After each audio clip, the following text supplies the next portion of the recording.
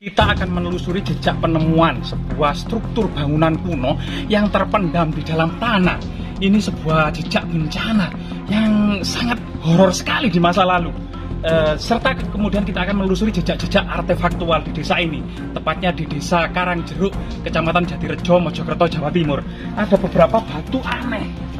Jadi batu aneh semacam peninggalan zaman megalitik. Tapi kita lihat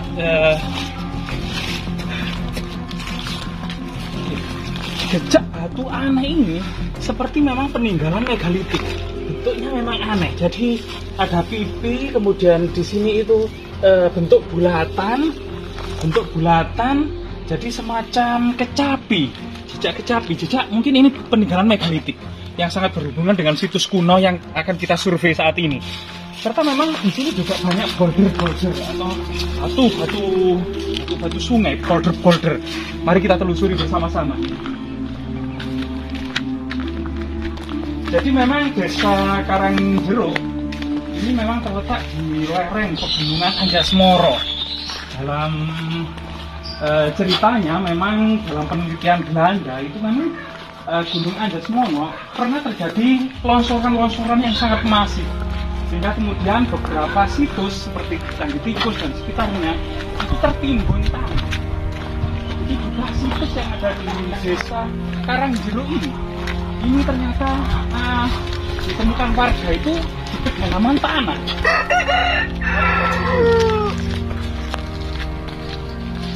Masih jejak-jejak kemudian keliling dengan pohon-pohon bambu yang keliling ini masih asri. Kemudian dikelilingi kebun-kebun, termasuk kemudian air yang cukup melimpah dan banyak. Ini jalan yang dari kampung desa Karangjeruk ini menuju persawahan atau desa sebelah ini dihubungkan dengan jalan yang masih tanah. Dilewati lalu lalang masyarakat yang melewat jalan pintas ini, terutama anak-anak sekolah.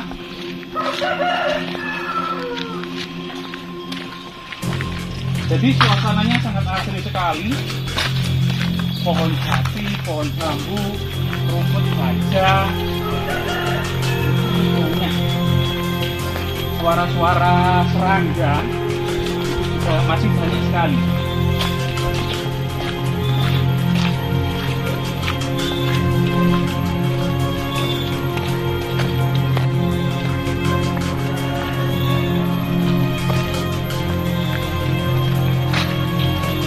Di sungai yang mengalir cukup jernih, yaitu saluran irigasi yang mengairi perkebunan tebu, termasuk sawah-sawah, juga ada tempat perajin batu bata.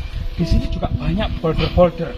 Nah, ini ada jalan bambu yang lumayan rapih. Nah, yang ini. Nah, di sini memang ada batu bata, cuman kalau ini batu bata saat ini. Jadi batu bata modern ini bukan termasuk situs purbakala. Terus kemudian di sini kita juga mendapati jejak-jejak batu bata kuno. Nah, kalau batu bata kuno ini, jadi ketebalannya itu sangat nampak sekali. Jadi cukup tebal ini, sekitar 8 cm ketebalannya. Ini diduga situs ini cukup tua, bahkan sebelum Majapahit kiranya. Nah, coba kita lihat di saluran-saluran ini.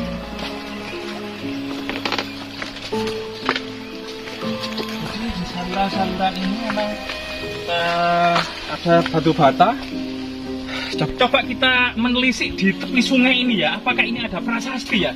Batu-batunya kok sangat misterius ini. Oh, ini batu sungai, ini boulder, sangat bulat sekali, seperti bentuk prasasti ini. Oh, bukan ini batu kali biasa ini.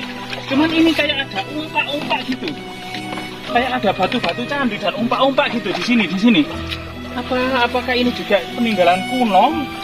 Karena ini bentuknya seperti umpak, ini ada garisnya. Nah, coba kita lihat yang ini. Nah, ini. Ini juga bentuknya kotak. Itu mungkin juga jejak bangunan pada masa kuno juga. Coba kita telusuri terus di sini ini. Nah, ini juga. Coba kita telusuri ya. Ini batu kali, tapi ini memang ada jejak pahatan. Mungkin ini batu kuno, bagian dari bangunan kuno pada masa lalu mungkin. Coba kita lihat yang lainnya ya, Nah, disinilah ada semacam batu bata kuno. Ini jelas batu bata kuno yang saling merekat ini.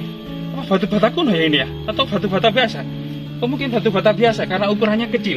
Cuman ini jelas meleleh karena pembakarannya terlalu panas, meleleh. Berbeda, ini batu bata kuno ini karena ketebalannya ini tebalnya itu lebih dari 7-8 cm. Jadi ini semacam batu bata prah Majapahit. Jadi di sungai irigasi yang airnya sangat jernih ini memang banyak bongkahan batu bata kuno. Jadi diduga era pra Majapahit karena ketebalannya ini sekitar 7-8 cm. Jadi banyak sekali ini. Coba kita telusuri yang lainnya ya. Di sini cukup tertata. Di sini ada batu apa ini? Batu apa ini? Ini batu kapur ya. Batu kapur ini. Batu kapur. Coba kita telusuri yang lainnya. Jadi di sini juga banyak boulder. Apakah ini juga merupakan bagian dari bangunan kuno, termasuk bercampur dengan batu bata kuno dan artefak-artefak lainnya ya. Jadi di pinggir sungai ini juga banyak boulder atau batu-batu sungai, tapi juga memiliki ciri yang cukup kuno, batu-batu aneh ya semacam ini. Terus kemudian ada semacam ini, balok batu candi. Balok batu candi ini jelas, coba sini. Ini balok batu candi ini, cuman sudah fragmen, jadi ini terlihat kotaknya ini. Nah ini juga merupakan bagian dari situs ini juga. Ini juga ada batu-batu aneh, Coba kemudian kita lihat yang lainnya. Nah di sini juga batunya cukup aneh, seperti Yoni ini. Juga merupakan kelihatannya memang situs ini cukup tua. Jadi situs struktur yang pertama ini memang seperti pawonan, ataukah memang bagian yang sini kelihatannya sudah runtuh. Jadi ini semacam tembok yang kecil. Jadi di tengahnya itu kemudian ada lantai, jejak lantai yang saat ini tinggal sebagian saja lantainya tersebut. Nah, kemudian di sini ada, ini kelihatan sudah rusak gitu, ya. Jadi tapi struktur yang bagian sini kiri kanan sama depan itu strukturnya itu masih asli dan batu batanya itu sangat tebal sekali. Diduga memang ini sekitar masa-masa Empu Sendok ya, karena memang di daerah sini itu berdekatan dengan prasasti Ketanen. Ada prasasti Ketanen atau prasasti Wulik tahun 935 Masehi yang dikeluarkan oleh para Meswari via Kebi, yaitu permaisuri dari Raja Empu Sendok. Jadi permaisuri dari Raja Empu Sendok ini juga turut serta dalam mengatur pemerintahan Empu Sendok ini. Diduga memang para Meswari via Kebi ini memang adalah penguasa asli dari Jawa Timur yang kemudian menikah dengan Empu Sendok. Di sini juga batu-batunya sangat kuno sekali. Jadi batu-batu seperti juga batu yang di pinggir sungai tadi, ini seperti membentuk gamelan pada masa megalitik. Ya semacam kenong, kempul, semacam gong, tapi terbuat dari batu. Nah ini apakah ini prasasti ya? Jadi ini memang diduga ini memang asal mula dari gamelan yang saat ini lagi viral tentang pengiring tabuhan wayang itu pada masa megalitik. Sebenarnya itu awalnya terbuat dari batu. Dari batu berbagai bentuk seperti kemudian gamelan, kemudian disempurnakan pada masa kuno dengan logam seperti logam kuningan, tembaga, besi dan lain sebagainya itu. Nah ini ada beberapa fragmen-fragmen batu bata, termasuk kemudian memang diduga batu kenong ya, bagian dari jejak megalitik, karena jejak megalitik ini kemudian adalah prah kuno. Jadi sebelum pengaruh Hindu-Buddha, masyarakat Jawa ini mengenal dengan tradisi megalitik, animisme dan dinamisme. Banyak batu-batu berbentuk gamelan ini memang bukan pengaruh dari India loh. Gamelan itu adalah merupakan asli dari Nusantara. Memang pada awalnya memang tabuhan batu pada masa megalitik, kemudian disempurnakan menjadi logam. Struktur yang kedua ini adalah yang sangat spektakuler sekali dan sangat misterius tentunya. Ini juga ditemukan di dalam tanah dalam keadaan yang sudah seperti ini. Bongkahan batu-batunya sangat besar. Nah, di sini yang bagian kotak panjang ini itu berada di tengah dari struktur yang membulat. Jadi pondasi atau dasarnya itu berbentuk bulat seperti stupa Buddha. Tapi memang ini apa ya, masa aslinya waktu itu. Apakah memang benar-benar stupa Buddha, karena di bawahnya itu memang berbentuk bulatan, kemudian atasnya itu adalah berbentuk panjang.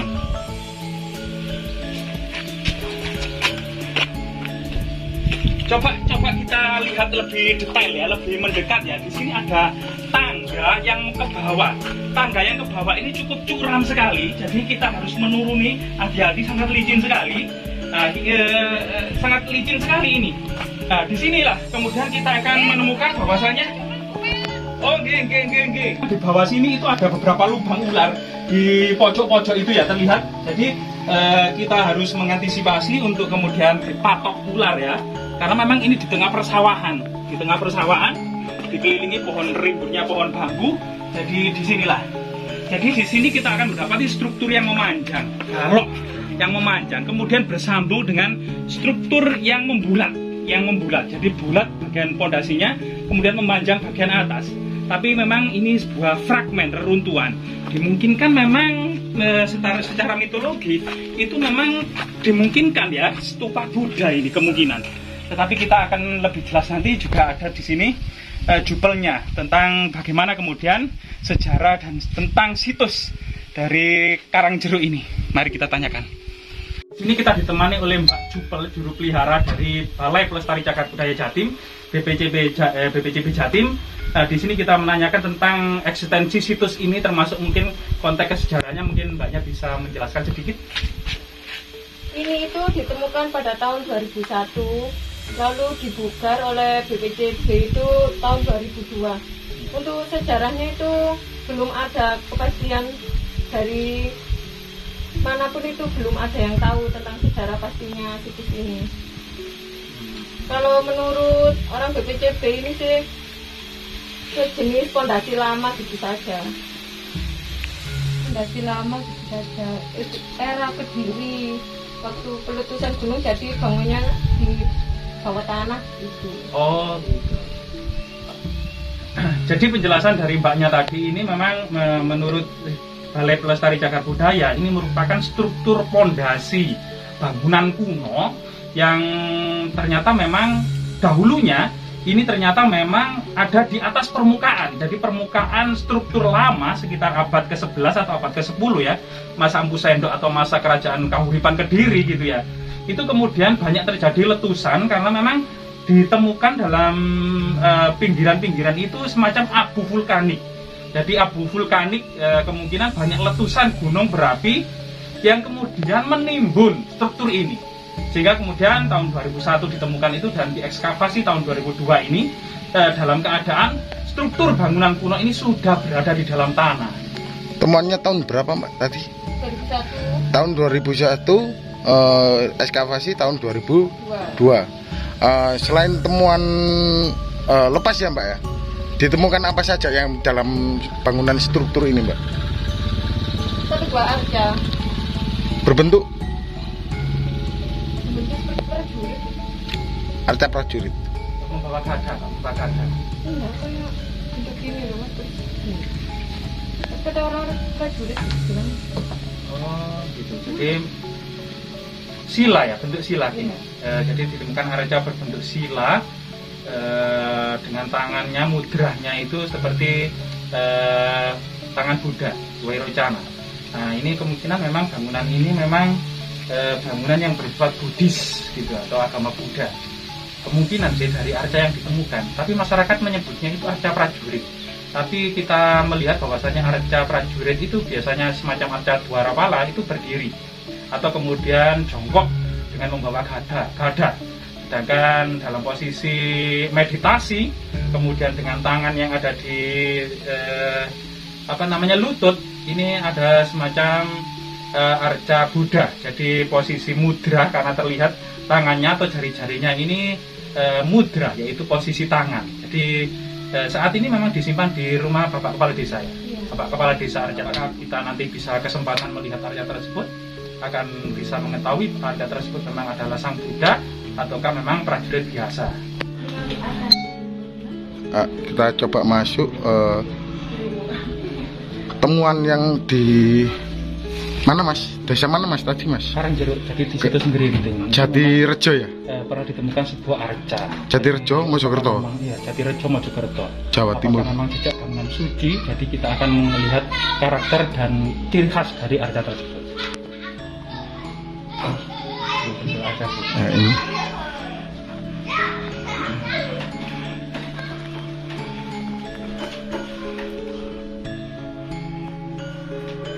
Jadi memang arca ini ternyata memang berlanggam Kediri ya, atau mungkin masa sebelum Kediri, yaitu masa Medang, Bu Sendok, Kahuripan maupun masa-masa Kediri. Jadi disinilah kemudian arca tersebut itu dalam duduk meditasi, dengan hiasan, dengan kemudian ada tali upawita, kemudian anting, ada mahkota. Sedangkan posisi tangannya terbuka keduanya, dari posisi terbuka. Jadi memang di sini ternyata arca tersebut memang berciri Buddha. Jadi ciri Buddha.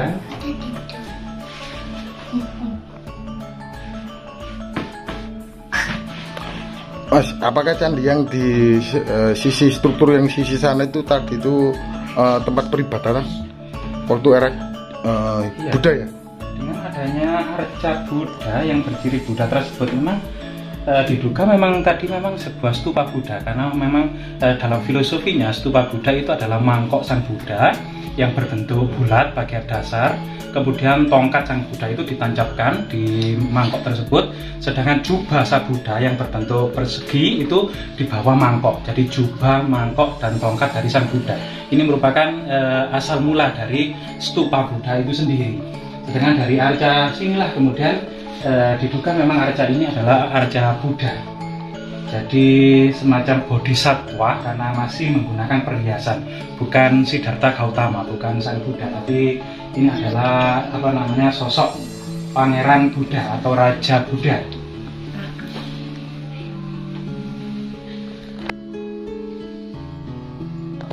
Arca yang sudah kemudian diregistrasi oleh pihak Balai Pelestari Cagar Budaya inilah kemudian menjadi petunjuk tentang kemudian konteks kesejarahannya dan eksistensi dari situs Candi Gerinting tersebut. Sehingga diduga Candi Gerinting ini merupakan sebuah candi tempat pemujaan atau memang bangunan suci, karena adanya sebuah arca yang itu ciri khas dari sebuah bangunan suci. Tapi memang struktur ini sepintas itu memang semacam pondasi tiang penyangga. Jadi dibuat besar sekali. Diduga memang bangunannya itu dengan kolom pondasi sebesar ini. Diduga bangunannya yang terbuat dari kayu itu sangat besar, bisa 2 lantai 3 lantai. Jadi semacam balai kambang kalau orang menyebutnya. Kan struktur ini ada 2 ya Mbak ya? Di sisi timur itu dari pihak Balai Pelestarian mengatakan itu apa Mbak kajiannya? Nggak ada, cuma bilang pondasi aja keduanya. Ataukah itu candi untuk apa? Untuk apa? Ditemukan arcanya di situ. Oh, waktu penemuan di sisi timur ya? Iya. Bukan di sini. Bukan. Di sini ditemukan apa saja Mbak? Nggak ada. Jadi memang kalau memang struktur pondasi gitu seharusnya memang ada 4 atau 6 atau 8. Jadi sekitar ini memang satu pondasi sebuah tiang kayu itu mungkin memanjang ke sana atau memanjang ke sana gitu ya. Tapi memang terpendam di dalam tanah. Tapi kalau memang bangunan ini tunggal dan tidak ada yang sama di sisi sekitarnya, ini memang sebuah bangunan suci. Dan memang diduga memang terpendam karena letusan gunung berapi yang masif, sehingga abu vulkanik ini termasuk kemudian longsoran-longsoran kecil dari Gunung Anjas Moro ini kemudian menutup struktur ini karena memang ribuan tahun yang lalu. Nama lengkap Mbak? Indi Mega Prastiwati. Sebagai? Jurupelihara. Jurupelihara. Situsnya apa Pak? Candi Gerinting. Candi Gerinting. Lu sudah disebut candi Mbak ini situsnya? Kata orang-orang itu Mas ya ini tuh situs, tapi di SK saya itu Candi Gerinting gitu ya. Oh gitu. Berarti ini sebutan candi Kang? Iya, memang ternyata sejak ekskavasi tahun 2002 ini kemudian pihak Balai Pelestari Cagar Budaya menamakan Candi Grinting gitu ya, atau sebutan dari masyarakat juga Candi Grinting. Iya. Ya gitu keterangannya. Mbak, makasih ya Mbak ya.